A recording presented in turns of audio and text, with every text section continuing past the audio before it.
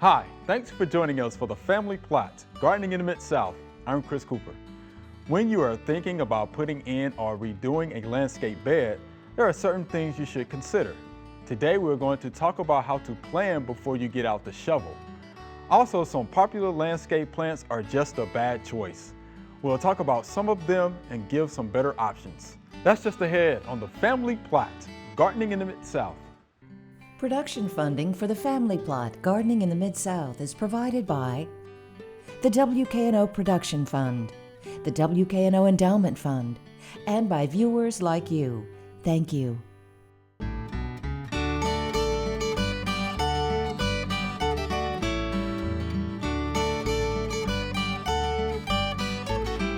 Welcome to the Family Plot. I'm Chris Cooper. Joining me today is Joellen Diamond. Joellen is the Director of Landscape at the University of Memphis, and Carol Reese will be joining me later. All right, Joellen, let's talk a little bit about designing a landscape. Yes, I'm designing a interested landscape. to hear about this. Yeah.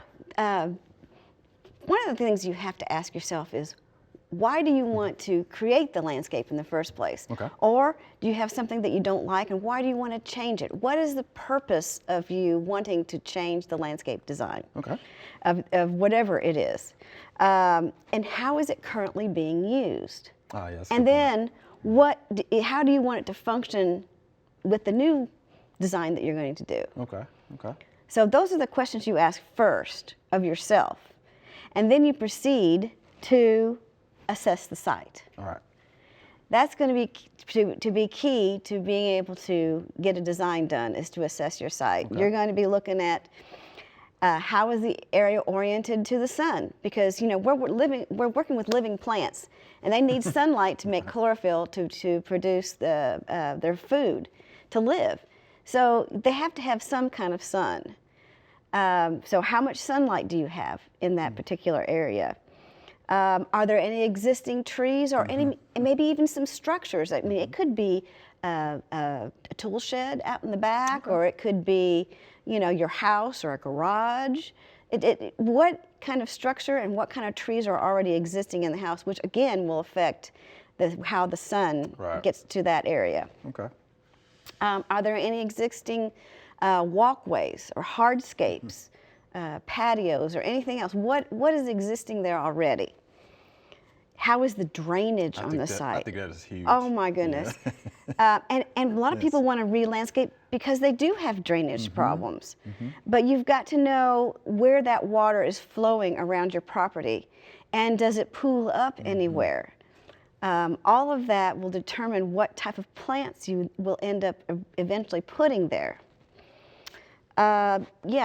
Soils. That's the other part. Yes. With the drainage, there's the soil. Now, does your soil, you can have a heavy downfall and the water runs through there, maybe it pools up a bit, then an hour later it's gone. That would be great. That's fine. Right. But if it stays there for several days, there's a problem. So what kind of soil do you have? A lot of clay and small silt particles stick together, and they are not very porous, so they retain water. Digging down, that's why we did the water test here. Yeah, We the dug perk the percolation test. We dug a hole and see how, put some water in it, see how much it drained, and when it didn't drain at all, we knew we had a problem. Right. So, you could have the same thing in that area. So you really need to determine the drainage and what type of soils you have, because that's going to also determine what type of plants you put in. That's right. Yeah, I think drainage is, such a big topic today Yeah. in today's landscapes, for sure. They really are. There's just all sorts of plants out there, though, that you can use in all kinds of situations. You may not have a large variety when you get to soggy soils and no sun. There's going to be less and less plants that will live in those conditions, but there are still some plants that will live in those conditions. Okay. And if you do have an area like that, you might decide, well, maybe I don't need a plant here at all. Maybe I should put in a hardscape of some kind, maybe a stone patio or an area that has just mulch or rocks in it for a seating area or something. There's all sorts of things you can do, but you've got to know what you have to begin with. And then now some of the things we use for tools to design with you're going to have a few things. You need to have a tape measure of some kind. Yeah. Because you've got to determine how long the area is or how large it is. And then you have to view the area from where you want to see it from. I mean, if you're in the house and you're looking outside and you're trying to block a view from across the street or behind your house, you need to view what you are going to do, where you're going to design at from inside your house. Yeah. But if you want to do something with the front of your house to have it more appealing, get that first impression, then you would want to view it from the street. So you just got to figure out where the view is that you're trying to create a different feeling for in the landscape. And then the other thing, now this sounds kind of counterintuitive, but you really need to get the utilities cited. And you don't have to do that before you do the design, but you might end up getting disappointed because you don't know what's underground. You can't see underground, and there may be a huge city drainage dish coming right through your front yard or your backyard where you want to put something, and you can't because of the utility easement on either side of those.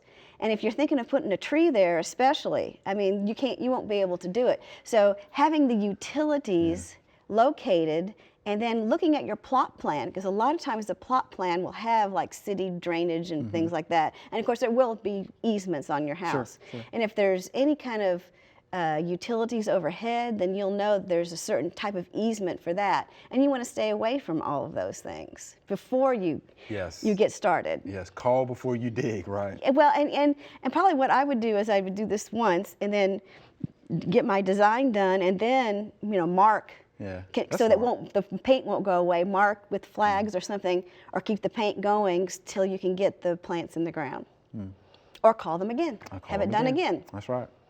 Yeah, that's going to be very important. Yeah. So let me ask something about the soil, right? This is a good opportunity to get your soil tested, right? Excellent opportunity to get it soil tested, because you might have a pH that's pretty high, and then you're going to have to learn to put some soil acidifier in it to lower it for the plants in the area. I'm thinking newer construction, or if you've just put in a patio or a sidewalk, concrete's lime, that gets pH, up there, and you may need to lower it to be able to put in, plants that like a lower pH than 7 or 7.2. Yeah, get your soil tested. Soil tested. Go by your local extension office and get that done. That's right. Right. And something else too I like to add. So what about, we're talking about planting, right? Annuals versus perennials.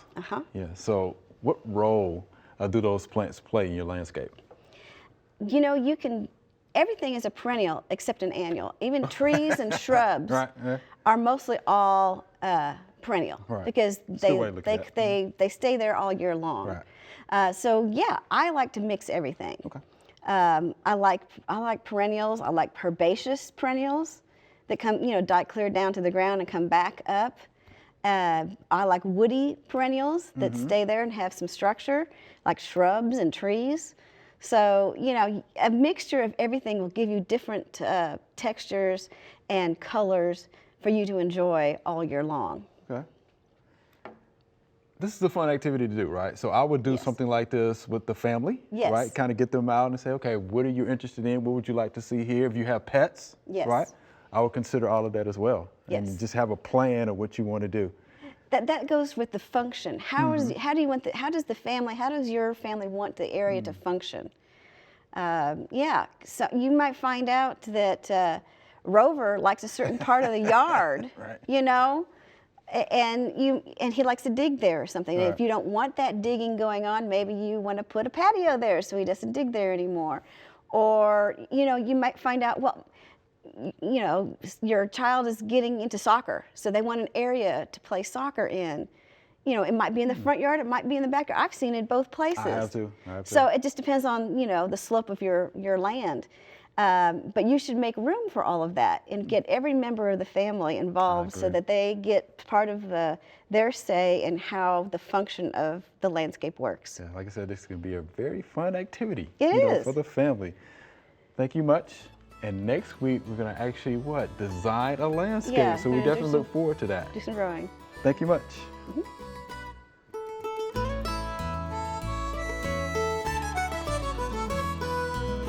Herbaceous versus woody. Yeah, okay, that's a good one. That's a good Yeah, one, that's easier though, because herbaceous are plants that have succulent tissue. In other words, they will die down when conditions are not right, whether that's a cold weather, whether it's drought or whatever, they will go dormant.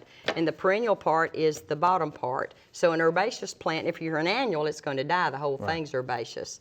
So we're talking about things like zinnias and watermelons and anything that has succulent, tender tissue that it will die. Okay. But when we talk about a woody plant, or usually we think of, and that's the term we use in the ornamental nursery industry, woodies are plants like trees and shrubs and yes. ground covers that have hard tissue that will be there throughout the growing season. If it's a deciduous, it's going to lose its leaves, but you still have the hard tissue or the structure, the limbs and the branches and the trunk or whatever. All right, Ms. Carroll, plants to avoid in their replacements. Where do you want to start with that? Gosh, I want to say, where do you want to start? Because as an agent, we get the calls over and over and over about the same plants, don't we? So, Well, let me toss this to you. You know about the Bradford pears, right? well, how many times do we hear that about Bradfords, and how many times have we been talking about replacing it? But finally, we're getting to the point, I think, that we're seeing fewer and fewer as they go out. People So are finally we're getting there, right? I think Okay, so. Good. Okay. So Bradfords are one, of course, we need to talk about replacing, not only the fact that they're brittle and break, but that they reseed like mad and become a real problem in the landscape. But let's kind of just lump that in with some other spring blooming trees Okay. that we continue to see problems with. I love our native dogwood, but it's really picky and difficult to grow. I've killed them. You've killed them? Oh yeah, and every time I ask an audience how many of you have killed dogwoods, you'll get a big show of hands. Everybody's like, oh. So I'm not telling people, not to try, because of course it's such a wonderful tree and one of the Tennessee's best, actually our biggest production tree, and we've done a lot of research on that. But and also I'm going to throw the ornamental cherries in there, because Yes, they're yes, spring yes. blooming trees, and we know when we get a call about a cherry. You already know what it is. And we know it's going to be canker or borer, Borer, and that we're really lucky to get a few years of pleasure out of them. Yes. So if people want a more durable tree, let's talk about some spring blooming trees that would be more durable. Number one, the dogwood hybrids. If you really want the look of our native dogwood, they have crossed them with Coosa dogwood. And Coosa is a later blooming, and it's a great dogwood if people want to grow an easier dogwood. The Cornus Coosa will bloom actually about when the oak leaf hydrangeas start to bloom, with the leaves fully on it. So it's a different time, but it's a good tree, easier to grow, has edible fruit. But they've hybridized that with our native dogwood to increase some disease resistance. So you look for the Stellar series and find the ones that have the Coosa blood in there, and that makes them a little bit easier bet. Okay. So that would be one. Then the other would be fringe trees. Yes. Love the fringe trees.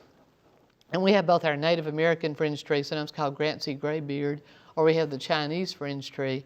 And I actually prefer the Chinese. Sorry. But it's a little showier, the flower's a little whiter and brighter, and it stands up above the foliage, whereas the native one is a creamy white and kind of drips down in this bearded shape. And it's a beautiful tree. And if you got room, get both. But if I could only have one, I'm going with Chinese just because it's showier, and the foliage to me is a little more interesting. We actually collect both at the station. Let me ask you about this. Yeah. Emerald ash borer. Is that going to be a problem? I hope not, but you're good to ask that, because the emerald ash borer is also known to attack fringe trees because they are in the same family. Right, same family. They are in the same family as the ash. You can protect it if you decide to, but we also find that emerald ash borer prefers larger trunk trees. Okay. So I don't know, maybe it kills all the ash. It may take aim. My big hope is it'll take aim at privet, because privet's also in the same family. Right. So we can only hope. That's But right. again, it likes larger plants, but that may be the end of privet. Maybe we can hope for that anyway. Okay. Also, some of the magnolias, the deciduous magnolias, and if you want the white flower, then I would look at Wada's Memory Wada's Memory has got a beautiful pyramidal shape that would remind you of the Bradford, but it won't break up. It's very durable to grow in almost any situation. It's won all kinds of awards for its durability.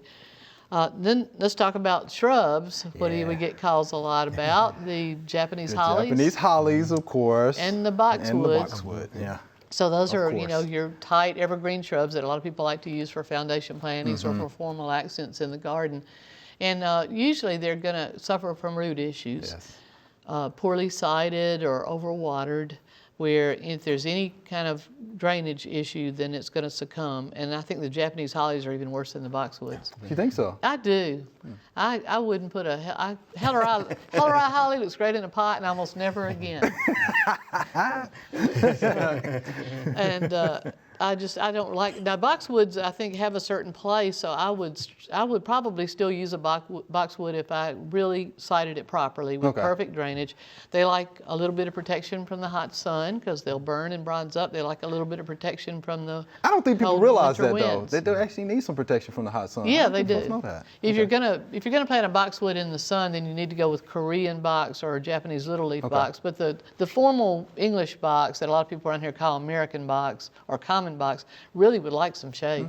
It would really like some shade and protection from cold winter wind.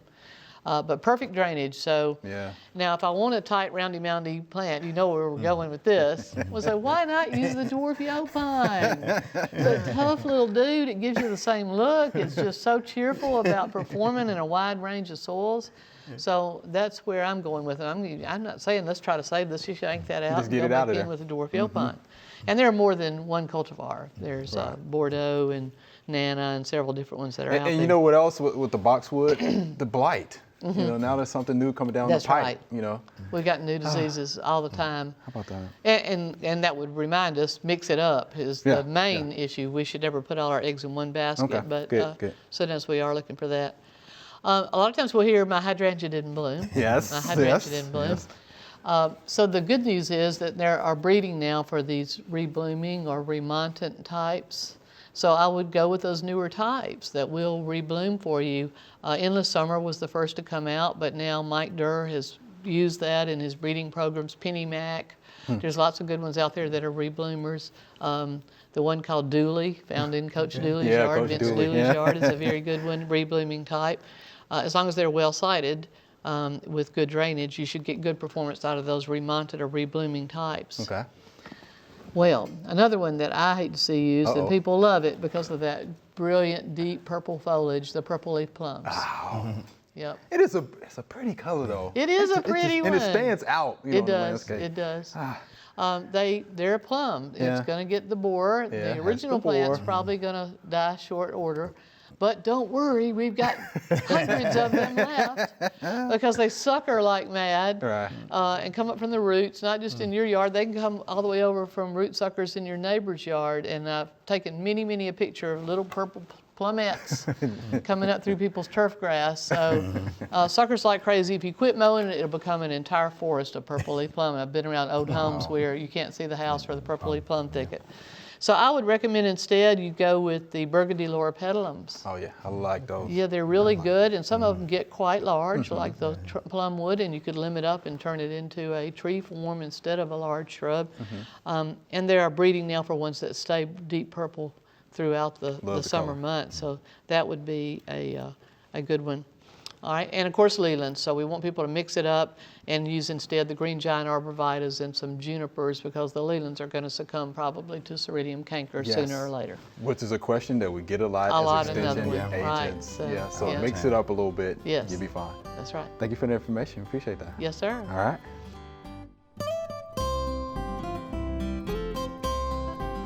Oftentimes on the show, you hear us talk about the importance of soil testing. And soil testing serves a lot of purposes. One, it keeps us from over-fertilizing, and it also helps us get the plant the nutrients that it needs. So, and the way to do this is real simple. You just want to go about 6 inches, 6 to 8 inches down, and you always collect a little bit, and then hit another spot right here, another 6 inches, and maybe one more spot here in this bed. And then you mix all that soil up with your hands. To be a gardener now, you're gonna get your hands dirty. And then of course, you take that and you put this into the soil test box.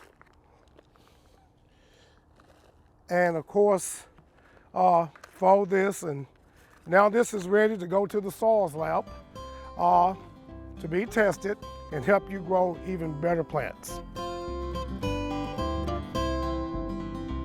All right, Joellen, this is our Q&A segment. You ready? I'm ready. These are great questions. All right, let's get to the first one, okay? Okay. This plant was given to me. I don't know what it is. How do I care for it? This is Angela from Durham, North Carolina. So, what kind of plant is it? Well, it's an epiphyte, Epiphyllum oxypetalum. Okay. It's called the night blooming cirrus. And there are, if you go look at, there's a way to get it to bloom if you Beautiful really blooms. want to. But it only blooms for one night. And that's then in the something- morning yeah. it's gone. It's like our daylilies bloom during the Oh, day. that's right, yeah, yeah. And so one for one day, and then, but this one blooms for one day at night. At night. One night it about that? blooms. But anyway, it's called an orchid cactus. Definitely real pretty. I had one of those once. Okay. I've looked at the soil in her container, and I would say it likes to be root bound, but you know, I don't know how long it's been in that container. Right, So okay. you should, I mean, you don't even have to do much to it, but maybe take it out in the spring after this winter, put it inside, get it in a bright place to be, and I wouldn't water it too often, you know, just keep it a little bit moist. Okay. You don't want to get it too wet.